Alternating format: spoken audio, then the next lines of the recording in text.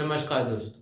आज हम इस वीडियो में बात करेंगे बजट FY 2022 के बारे में, जिसको हमारी फाइनेंस मिनिस्टर ने अमृतकाल का नाम दिया है और बताया है कि ये अगले 25 सालों का ब्लूप्रिंट है इंडिया की डेवलपमेंट के लिए। तो अब हम बात कर रहे हैं इंडिया एट 75 से लेकर India at 100। This budget seeks to lay the foundation and give a blueprint to steer the economy over Amritkal from India at 75 to India at 100. तो इस बजट में मेनली 4 एरियाज ऑफ फोकस होंगे, जिनका नाम है PM गति शक्ति, inclusive development, energy transmission and climate action and in financing of investment. तो ये 4 एरियाज ऑफ ग्रोथ हैं। तो अभी बात करते हैं पीएम गति शक्ति। तो पीएम गति शक्ति में मेनली होंगे 7 इंजन्स ऑफ डेवलपमेंट। ये कोई नई स्कीम नहीं है, ये एक ओल्ड स्कीम है जिसका नाम चेंज कर दिया गया है। तो जो 7 इंजन्स हैं पीएम गति शक्ति के, वो हैं roads, railways, airports, mass transportation, waterways and logistic infrastructure. तो चलिए अब बात करते हैं कैपिटल एक्सपेंडिचर की। इस बजट में गवर्नमेंट ने बिग बूस्ट दिया है कैपिटल एक्सपेंडिचर में बाय 35%, जो कि बहुत अच्छी बात है क्योंकि इससे हमारी एम्प्लॉयमेंट को भी बूस्ट मिलेगा। तो इसी के साथ साथ गवर्नमेंट ने ये भी प्रपोज किया है कि वो नेशनल हाईवेज को 25,000 किलोमीटर से इंक्रीज करेगी इन दिस फाइनेंशियल ईयर। तो इस साल बजट में गवर्नमेंट ने मनरेगा स्कीम के अंडर बजट को डिक्रीज कर दिया है बाय 25%। पहले बजट 98,000 करोड़ हुआ करता था, अब उसको घटाकर 73,000 करोड़ कर दिया है। ये एक एरिया ऑफ कंसर्न है क्योंकि मनरेगा सबसे बड़ी स्कीम है जो कि लोगों को एम्प्लॉयमेंट प्रोवाइड करती है इन रूरल एरियाज। और ये रिपोर्ट्स के मुताबिक इंडिया में 30 मिलियन पीपल अनएम्प्लॉयड थे इन 2019 और ये नंबर नियरली 10 मिलियन से बढ़ गया है, जो कंपाउंड करता है 40 मिलियन आफ्टर कोविड। और कई रिपोर्ट्स ये भी बताती हैं कि करंटली इंडिया में 50 मिलियन पीपल अनएम्प्लॉयड हैं। इसी के साथ साथ गवर्नमेंट ने फूड सब्सिडी को भी घटा दिया है बाय 27%। पहले ये सब्सिडी 286,000 करोड़ होती थी, अब इसको घटाकर 206,000 करोड़ कर दिया है। और साथ में गवर्नमेंट ने फर्टिलाइजर सब्सिडी को भी 25% से घटा दिया है। अभी हम सब्सिडी में डिक्रीज की बात कर रहे हैं, तो साथ के साथ मैं आपको बता दूं कि गवर्नमेंट ने पेट्रोलियम सब्सिडी को भी डिक्रीज कर दिया है। पहले ये सब्सिडी पिछले साल 14,000 करोड़ होती थी, इस साल इसको घटाकर 5,000 करोड़ कर दिया है। तो पेट्रोलियम सब्सिडी के में डिक्रीज आने से petroleum products like petrol, diesel और एलपीजी एक्सपेंसिव हो जाएंगे। तो चलिए इस पर अब बात करते हैं एजुकेशन बजट के बारे में, जो कि इस बार कुछ पॉजिटिव सामने आए हैं।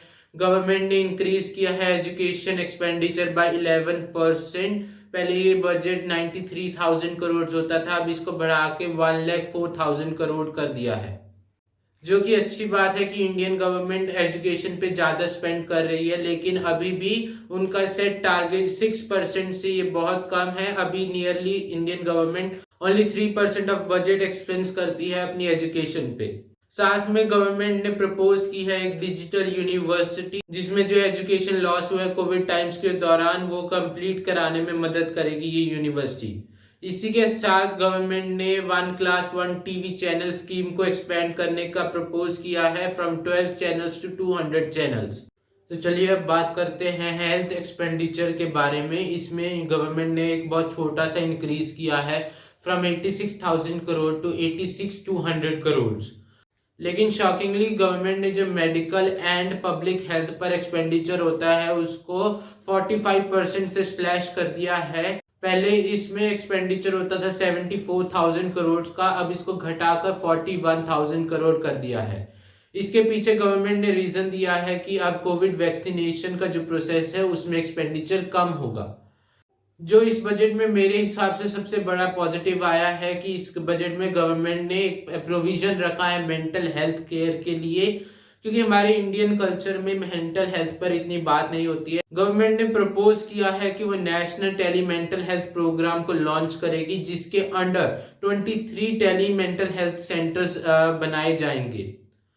अभी कोविड के टाइम में मेंटल हेल्थ और मेंटल डिसऑर्डर्स बहुत इंक्रीज हुए हैं, लोगों को स्ट्रेस हुआ है। तो तो ये स्कीम मेरे हिसाब से बहुत बेनिफिशियल रहेगी, क्योंकि हमारी मेंटल हेल्थ हमारी वेल बीइंग के लिए बहुत इंपॉर्टेंट है।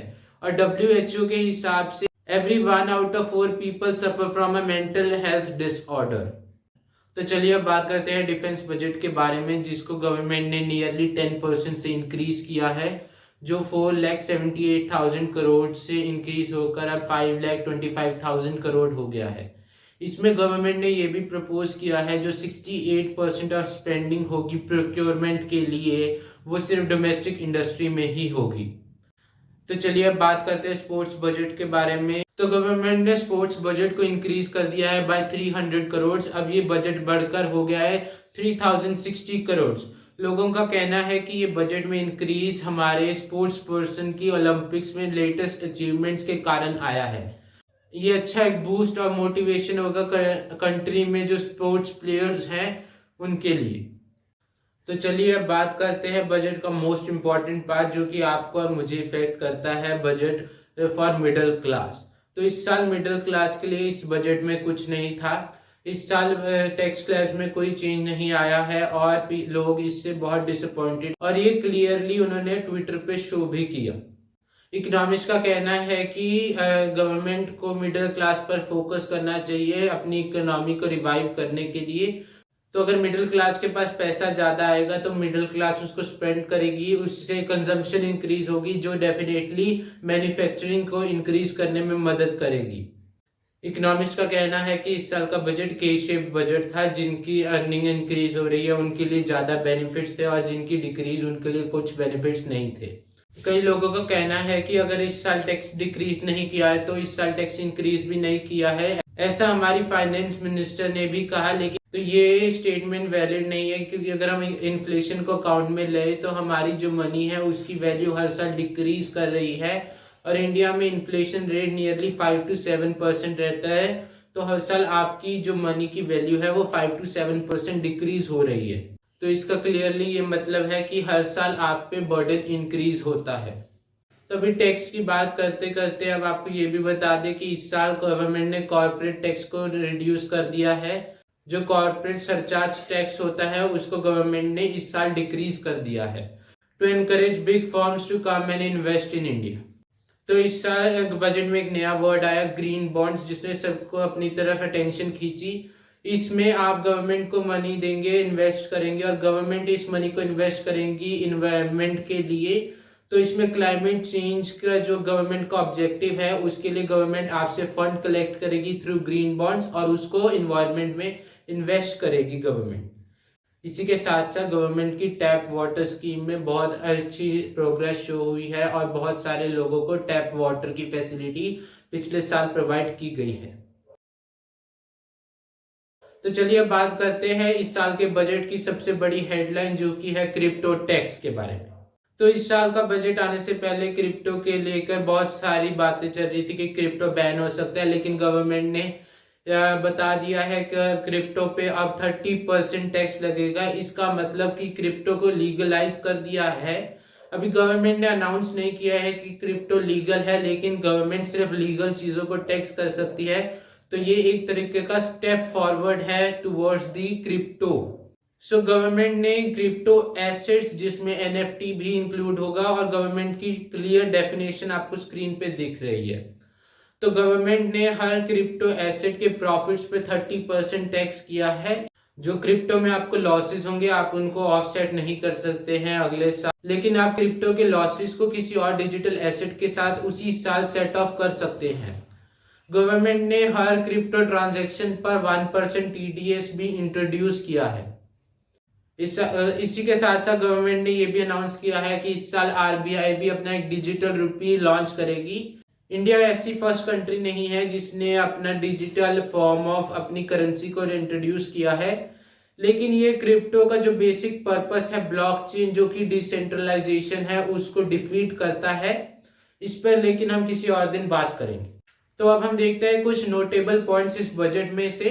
तो इस साल गवर्नमेंट ने प्रपोज किया है ई पासपोर्ट्स। ये पासपोर्ट्स में चिप होती है और बहुत सारी डेवलप्ड कंट्रीज के पासपोर्ट्स ई पासपोर्ट्स होते हैं। तो ये एक अच्छा प्रोविजन है। इस साल से इंडियन गवर्नमेंट भी ई पासपोर्ट्स को लॉन्च करेगी। इसी के साथ साथ गवर्नमेंट ने ये भी अनाउंस किया है कि 5G स्पेक्ट्रम का भी ऑक्शन होगा इस साल। तो इस साल इंडिया में 5G आने के भी 100% चांसेस हैं। और इसी के साथ साथ गवर्नमेंट ने एक बहुत बड़ा प्रॉमिस किया है कि 2025 तक हर विलेज में ऑप्टिकल फाइबर पहुंचाया जाएगा, ताकि इंटरनेट स्पीड इंक्रीज हो सके और इंडिया मॉडर्नाइजेशन की तरह स्टेप्स रख सके। लेकिन ये एक बहुत बड़ा प्रॉमिस है। अब हमें साथ में ध्यान रखना चाहिए कि गवर्नमेंट ऐसे प्रॉमिसेस कब तक पूरे करती है, क्योंकि अगर हम देखें तो गवर्नमेंट कुछ प्रोजेक्ट्स के बारे में भूल गई है इस बजट में, जो कि 2022 तक कंप्लीट होने थे। इसमें नाम याद आता है 100 स्मार्ट सिटीज और स्वच्छ भारत मिशन का, जिसका इस बजट में कोई प्रोविजन नहीं है। तो हमें ये ध्यान रखना चाहिए कि प्रॉमिसेस तो किए जाते हैं गवर्नमेंट्स के द्वारा, लेकिन कितने फुलफिल होते हैं। तो चलिए आज के लिए बस इतना ही, तो मिलते हैं किसी और वीडियो में।